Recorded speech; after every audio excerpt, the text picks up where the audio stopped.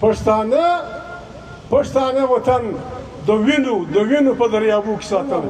نن پښتون شکه شمله په خپل وطن په حکمراني کې پښتونخوا وطن باندې موږ خپله باچهي غواړو. کندهار دی، کندهار د پښتانه د باچهۍ جوړولو مرکز دی. خالي د سود دپاره دوی 50,000 عرب روپۍ هر کال ورکوي. 50,000 عرب دي که 50,000 کرب چې بلوڅه ستا په ژبه کې د سیال ټکی ستا. راسه د سیال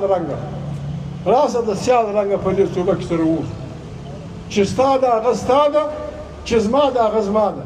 هغه وخت غلامان کېږي چې سیاست باید د پښتونخوا وطن در ګلګته در بلتستانه دا سره کښېنو هلته د بنو د جرګې په تسلسل کې بیا جرګه وکړو 2-3 ورځې او بیا دا جرګه د کام د نماینده په حیث د مرکز سره هم مذاکرات وکړي او د خپل کام صفونه هم برابر کړي. دا لاره ده. د دوی خیال دا دی عزیزانو په مرګو قومونه نه ماتېږي، په مرګو په شهیدانو په توانو قومونه نه وضع کېږي. قومونه هغه وخت غلامان کېږي چې سیاست بایلي. د سیاست ګټلو دپاره بله لاره نشته. موږ به ګرد وطن ګرد کام، موږ به د کام مشوره غواړو و کامه سره به خواست کوو چې عزیزه د موږ سره عقل شریک که پوه شریکه که زموږ د کډولو زموږ د پلانه کولو د فلسطین او د اسرائیل جګړه پر یوه خبره ده عزیزانو. اسرائیل چې جوړېدی په دا علاقو کې فلسطینیان پراته وو په 1948 کې مخکې اعلان کړ په دویم جنګ عظیم کې وشو. دا فلسطینیان هغه وخت د خپله کوره کډه کړل شوي. نن هم په غزه کې فلسطینیانو مرګونه تر 80,000 ډېر شو. په مرګونو قومونه نه مخه کېږي. او که د چا دا خیال دی نو دوی د تاریخ نابلد دي عزیزانو.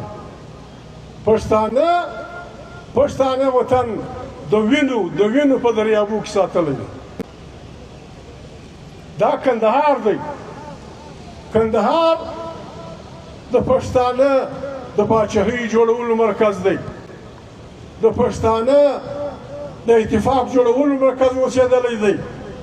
عزیزانو تیمورلنګ پر کندهار حمله وکړه. د ډېر مست خطرناک سپهسالار و، خطرناک جنګیالی و. پښتانه دومره تنګ کوي، دومره په عذاب کوي پر دې علاقو باندې. دته خشم ورغلی، غوسه ورغله چې دا سپږن دا خدای مکه فلانی وطن دا زما او دغه ته ولاړ دي. عزیزانو پر خپل پوځ یې غږ وکړ ول زه په دونه ورځې کې یا د سهار یا د ماښامه په دونه ورځې کې د نه منه سترګې غواړم، نه منه سترګې غواړم د خشم په وجه.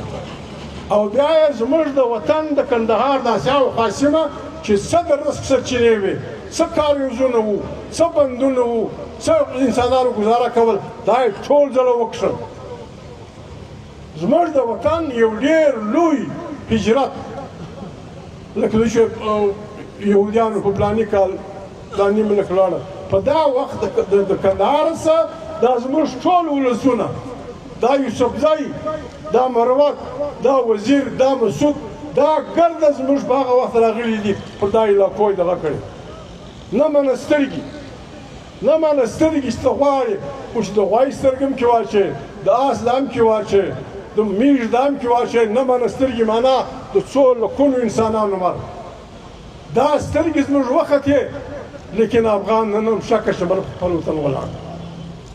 نن افغان، نن پښتون شکه شمله په خپل وطن ولاړ دی. خلک به موږ په وینو په دغه نه دغه کوي عزیزانو.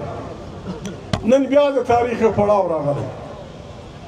موږ د چا څه د ازادۍ د قیمت، د چا څه د وفادارۍ د سرټیفیکیټ نه حاجت لور نه یې غواړو، چا ته پیغور هم نه ورکوو.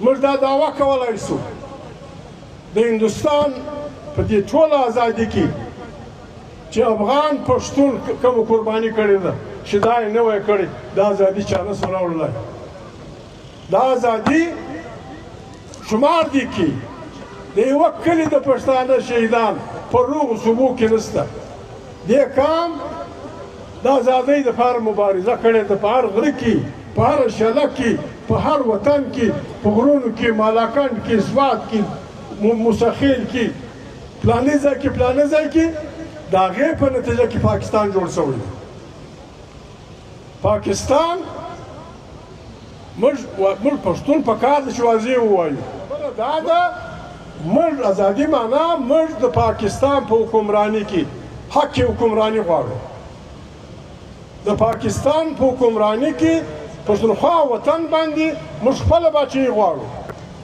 بلوچ پر خپل وطن باندې د خپل ولس باچهي غواړي سندی پر خپل وطن باندې د سندي ولس باچهي غواړي ته د پاکستان په نامه روان شوی د پاکستان په نامه روان شوی زما د وطن شتمنۍ د ان پی مولانا صاحب چې تش په دې مړ کړ شتمنه پښتونخوا یې لیکلې ده تش په دې مړ کړ چې ته ولس را بیداره کوې پلانی دې په دې مړ کړ شهید یې کړ چې ته پلانی کار کوې عزیزانو نن هم د پاکستان تر ټولو ډېر پټرول پښتونخوا وطن پیدا کوي نن هم په پاکستان کې تر ټولو ډېر ګیس پښتونخوا وطن پیدا کوي نن هم په شتمنه پښتونخوا کې دا لیکلي دي مولانا صاحب لیکلي دي چې په خټکو کې د پیټمبر کې چې استعمالیږي د دې نه چې څو کیلومتره یو سیم پروت دی د دغه یورانیم ورته وایي که څه شي ورته وایي د دې 1 کیلو په 4 لکه روپۍ 1 کیلو دا شتمني و تا ته خلک نه در پرېږدي دا شتمني ستا پټرول ستا ګیسونه خټک کې ګیس دی په خټک کې پټرول دی اوس سره زر باندې سره لګیا دي هغه ورځ مطهر شاه راته ویلې چې له روژې تر اوسه دا د خاورو چې سره زر راباسي خلک یې سره اخته کړي دي ډول تقریبا 200 خلکو ځان سره وژلي پر دې خبره خټک د دنیا جهان بهترین مادریات لري د څښلو اوبه یې نشته د خټکو په منځ کې اباسین ځي ستا د دریابونو خلک مخه نیسي ستا اوبه قبضه کوي ستا ځنګلونه ستا معنا زما ځنګلونه قبضه کوي زما پلانا چې ستا غرض و تا افغانه ته د خالد بن ولید رنګه حقدار یې ته د فلاني صاحبي رنګه حقدار یې تا افغانان هغه کړل خبره موږ په کار د ډېر واضح ووایو هر عالم دین ووایي هر سیاسي ورکر ووایي هر د پارټي کارکون ووایي هر پښتون هر افغان ووایي چې امریکا او د ده ملګري او روس او د ده ملګري دا زموږ پوروړي دي افغانستان یې د یوې ټمبه مماسه وه د دنیا هره وسله پر موږ استعمال کړه د تیموري لنګ بادشي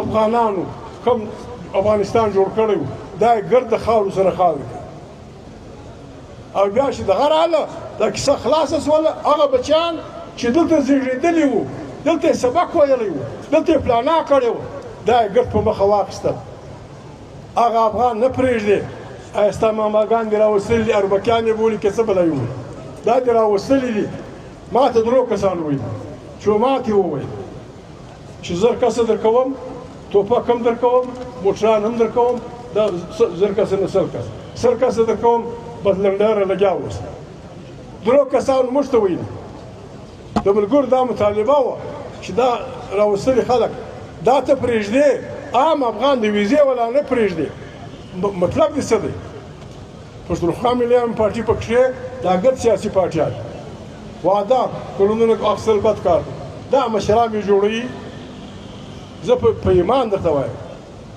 عزیزانو سره راکتار یې کوي جرګې جوړې کوي سره جوړ یې کوي موږ نه رهبري غواړو نه مخکشي غواړو البته د سره ملګري یو خبره به دا وي چې وروره پاکستان د چا مفتوحه علاقه نه ده پاکستان څوک فاتح او مفتون نه دي پښتونخوا وطن د پښتونخوا د خلکو دی بلوچ وطن د بلوچ خلکو دی، سندی وطن د سندیانو دی، پنجاب وطن د پنجابیانو دی.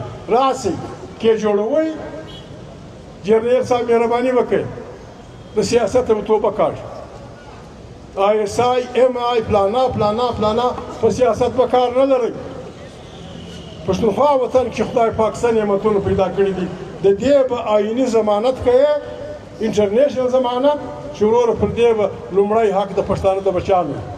ستا زموږ سره زر پکار دي، ستا زموږ غمی پکار دي، ستا زموږ پټرول پکار دي. راسه د موږ سره کښېنه، د ولس سره کښېنه، دغه جرګه چې راځي دا سره کښېنه، یو 10 مشته راکړه په سند کې، 10 مشته راکړه. دا نور کې به موږ لاس سره حضوري به وکړو، یو 10 ته واخه 10 امریکایانو ته ورکړه. زه دا تجویز کوم، پکار دا ده دا جرګې موږ وکړو او دا سیاسیان ملګري پکښې پکار ده چې موږ د یورپ ټول خلک ووینو، امریکن ووینو، فرنګیان ووینو، د یورپ خلک ووینو، روسیان ووینو، چینیان ووینو، چې عزیزه مهرباني وکړه، زما وطن زما د ولس دی. که ته راځې زما په وطن کې دغه کوې، ما ته به برخه راکوې، زما برخه به معلومه وي. زه به دلته چوکیدار هم یم، دلته به مزدور هم یم، زما به په دې کې برخه وي. او که ته زور راسره کوې نو بیا ته دلته د دې حکومت چې نه ووټ ګټلی دی، پشنه زور، د توپک په زور، د زر او زور پر بنیاد یې وطنونه نیولي دي. دی ځان وفادار بولي، دا ولسونه غداران بولي. زموږ چاته د غدارۍ دوی د IMF قرضې اخیستې. IMF ما ته خصوصي معلومات نشته، خالي د سود دپاره دوی 50,000 ارب روپۍ هر کال ورکوي. 50,000 ارب دي که 50,000 کرب، دا خالي سود ورکوي. دا IMF یوه روپۍ په پښتونخوا کې نه ده ګار شوې، دا IMF یوه روپۍ په بلوچ کې نه ده ګار شوې. که ګار شوې ده د ما یو په 2 واخله، تا به کربونو روپۍ وړي، اوس بیا زما په سنګ مرمرو جوړې او د ما ته به حصه هم نه راکوې، ما به وژنې. نو که دا خبره دغه خبره ده، دا زموږ قسمت دی چې په وینو کې مزل کوو، دا زموږ قسمت دی چې په وینو کې مزل کوو. یو دښمن چې وو بیا بل وو بیا بل وو. موږ دې ته مه مجبوروئ، موږ بد خلک نه یو، موږ شریف خلک یو. البته د ازادۍ په معنا پوهېږو، د سیالۍ په معنا پوهېږو. بلوچ سره زه په دې جلسه کې دا خبرې ونه کوم، ځینې ملګرو یو وخت ذکر کړی و. دا یو خبر ورته کوم چې بلوچه ستا په ژبه کې د سیال ټکی شته. راسه د سیال رنګه په دې توګه کې سره ووځو چې ستا د هغه ستا ده، چې زما د هغه زما ده. دا د ډویژن په معنا چې وایي هلته وغورځوه کولو، هلته وغورځوه ژوب، داسې که پلانی داسې که، دا چمونه به نه سره کوو. په دې کې موږ سره خوابدي کېږو، په دې کې موږ سره لرې کېږو، په دې کې موږ سره زیرېږو. وزیزانو د ټولو ملګرو ډېر کور